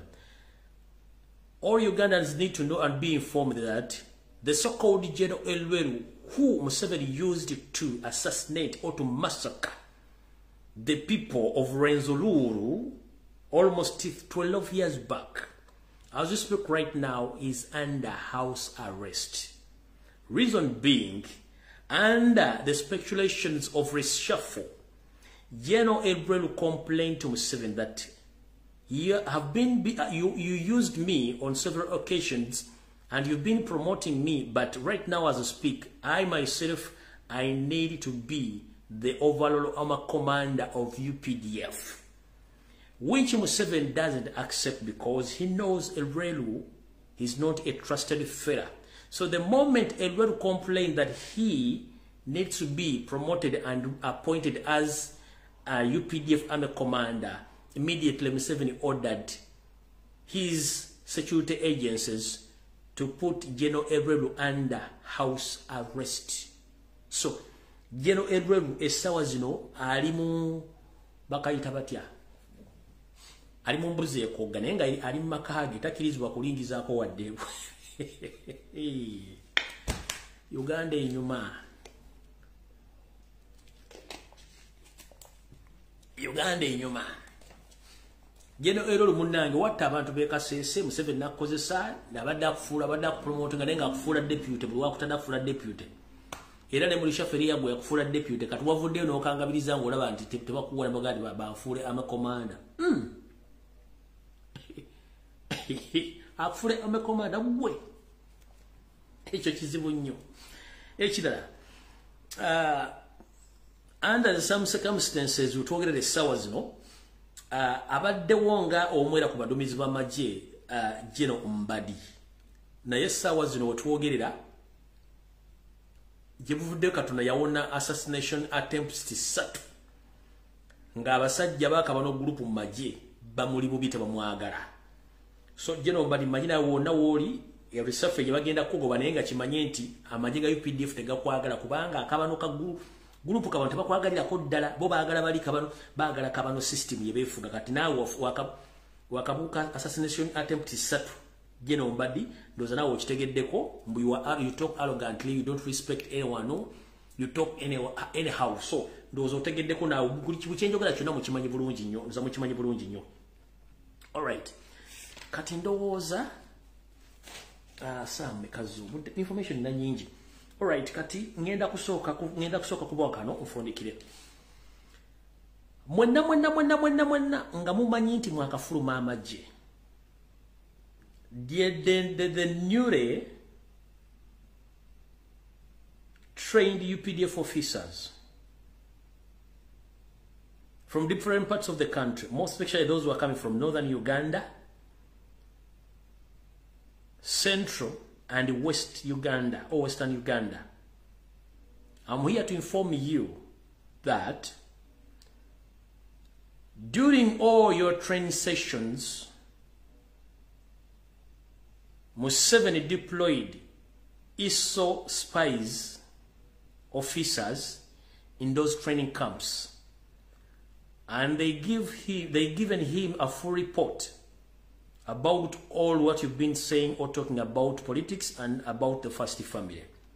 So Museveni received the full report that the newly trained UPDF officers who passed out recently, that you are against Museveni's family, you are against Moho's, and you are pro change. Nchidam. Mwenna abajasi ba UPDF, abakafulu mu mwezi oguwedde na guno. Mwete mwamanya nti mu training mubaddemu ne ba ambega abadde babega ba isolo mukoze nabo training. Kati mwenango manyi nti ova mu mambuka ga Uganda, ova mu masekati ga Buganda, nawe oli munyankole origino nonti kabano nga wafulumye. Yoseri yafunye ripoti okusinzira mu ba ISO agents bye bataddemu nti mwa training ananga n'abantu nenga mutuuka ekisera ne mwogera n'omuga nti muzeyi tumukoye. Ne emukete tumwagala. Fe twagala change kubanga twagala Uganda edde kuchi edde mateeka. And Museveni himself, he was surprised during the pass out of those UPDF soldiers that he was caught off guard after knowing that all the trained UPDF soldiers, the biggest number of them, they are well qualified than what he was thinking. Museveni yatidde nnyo n'atya nti abajasi bonna abasinze okufuluma bonna babadde basoma nga ekitono nnyo eyasembayo kubanga yasoma alina degree esooka oba nga mwayita senior 6 nga mwayita n'obubonero bwa waggulu ennyo kyamutiisizza nga ye yali abakomanda be bayingiza abantu ba P7 senior 4 ng'ekinene nnyo senior 6 nga bayagala okuwa commands ne yatidde nnyo kubanga ba elite bayingira amagye ngate balina vision endala okusinzira ku vision ya Museveni kino kyamutiisiza nnyo kati mbategeeza mwenna afune essimu kuba bangambye mbategeeze bwe mufuna essimu nga bagenda bazzaayo okuddayo ku refreshers course okutraininga 95% bagenda assassinating one by one using slow killing poison. Nkiddamu very soon mugenda kufuna recall oba okuyitibwa muddeyo ku refreshers course webayigirize mundu ennene ne zaatirale mwenna nga mwayitibwa mwafulumye naye nga mission ibagenda but 95% bagenda assassinating nga bakozesa slow killing poison. Ebyange mbyogera kate ng'omusezi agula essiyane tegenda kulirako bantu bange bwemala okutuukawo nga mugawumbira nga mwebikka. Kale mwenna abaafulumye aba UPDF omwezi ogw'omukaaga n'ogw'omusanvu Museveni gye yabadde mukoze kamanye ng'akoza n'owebbwa nti Museveni report yagifunye kubanga ali abateekamu dda bambega aba iso abamuwadde full report omanyi bwe mbeera mu training namwe muba munywa kayaga mweyogeza ng'abaana bako kati report agirina nti muli anti regime muli anti MK ate nga muli so educated than what he thought. Kati bannange awo sigenda kusukkawo ndowooza kankome wano tusikane ku Lwokutaano n'amawulire ag'entiisa. N'amawulire ag'entiisa wano tugenda otandikira ku Friday sigenda kusukkawo kandizavinge ne information endala nja kubongerako endala.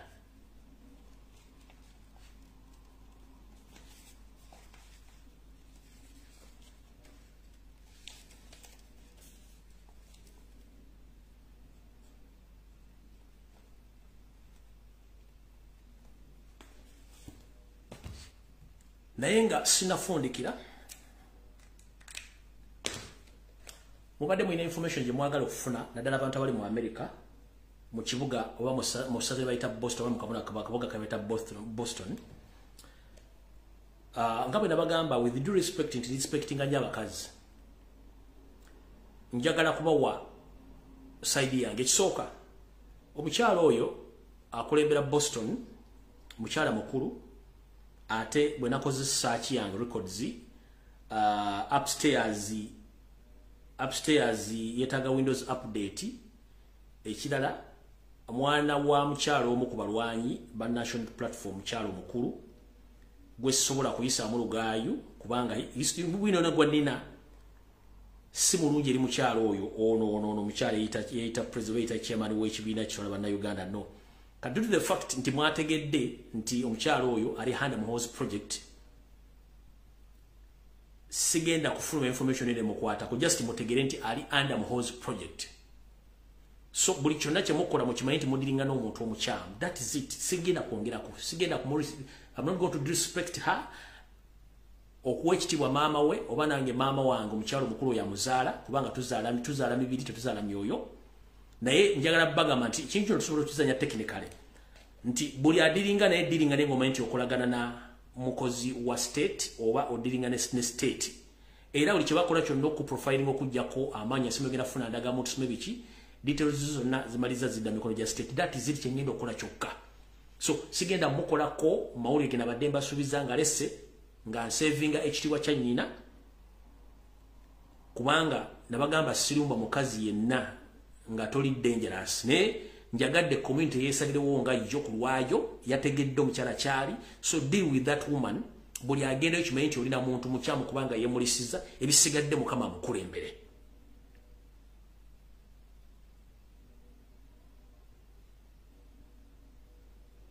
Kino nkikoze ku lwa mama waffe amuzaala naye ng'omukyala era saagala opanikinga zino posti zobadde okulafuta posti ng'otya no. Njagala community yeesalira abantu b'okulembera bakutegedde. There is no need to expose you more than what I've done right now. So ngenda basa mwenda abantu batwala please mwategedde omukyala kikyali. So mukolagana naye nga mumanyi mukolagana naye ebisigadde byonna mukuba bakulembere kubanga ffe tetugenda kusalira muntu musango naye kirungi nti yeeyanjadde neyeeraga bisigadde byonna buli muntu osobola okwobereramu. Ate muntu naddamu abali mu America mwebereremu nnyo. Kitalonye kya jjajjaffe owa Nup mukulu Byarugaba mukama amuwumuze mirembe bwatu byasazeewo mutwala naye ndowooza bwenna gye ku Lwokutaano ngenda kubeera ne version endala. Version egenda kubeera etya? Mukulembeze Robert Kyagulanyi Ssentamu bwe tufunayo mukulembeze nanga ava mu Uganda ng'abadde afunye obulwadde bukosefu, tukyuseemu ku nsi gye batwalibwa oba tukyuseemu ku handling y'abalwadde baffe. Waliwo ekitagatta mu Amerika awo. Waliwo ekitagatta mu Amerika awo. Bantu baffe baleetebwa okujjanjabibwa. Waliwo ekitagatta. Bisigadde byonna Mukama yamanyi. Waliwo ekitagatta mu Amerika awo. So omukulembeze waffe abantu bonna abaddamu okusindikwa mu Amerika abadde bankyukakyuka kufuna obujjanjabi, either handling team ekyukemu ku current team eriwo. No, waliwo ekitagatta.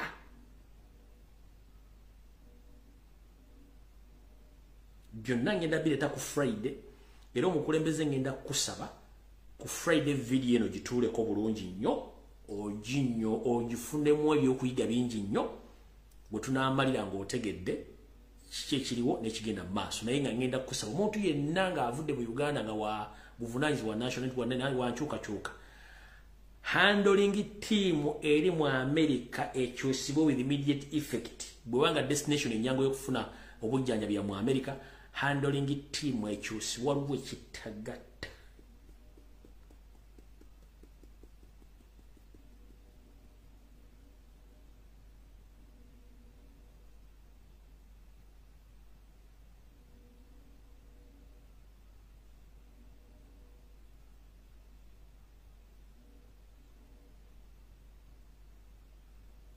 Waliwo ekitagatta.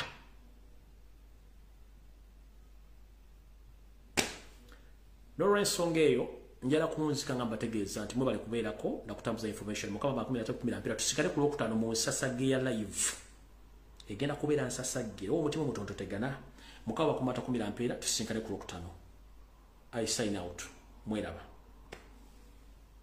Ne diversion zonna zembagambye muzitunde bulungi nnyo, muzeetegereze. Bisigadde buli omu kozesa omutwe gwo weetegerere. Mukama bankuumire.